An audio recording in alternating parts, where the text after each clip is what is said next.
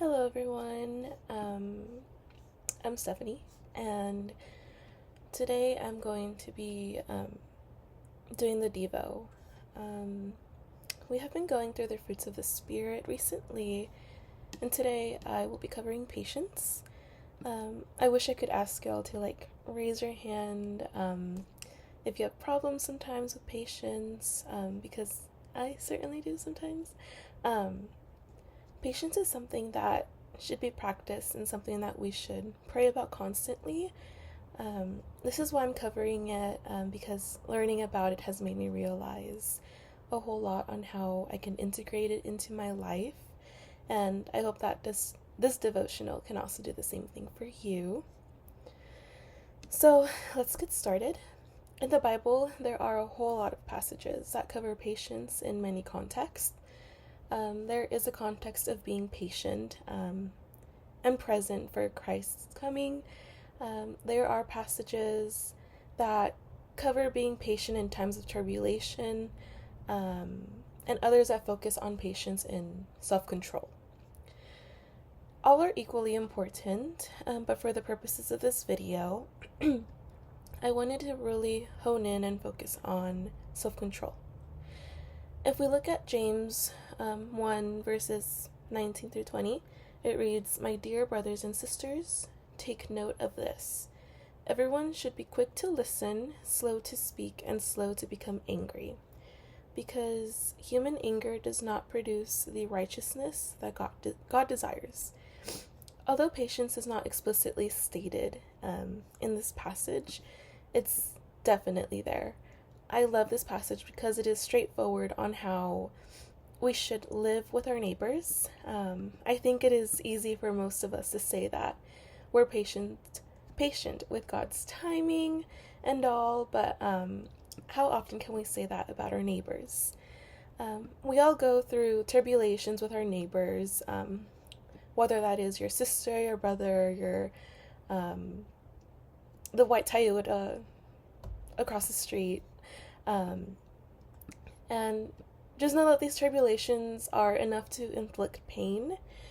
However, if we handle these tribulations, how we handle them can cause more harm and damage to our neighbors if we aren't careful with our tongues and actions.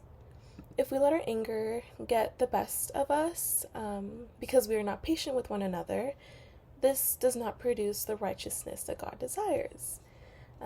Just quoting James again.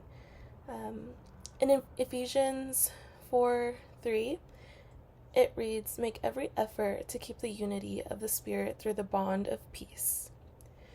Romans 12:12 also talks about patience in this way and its role in unity among people.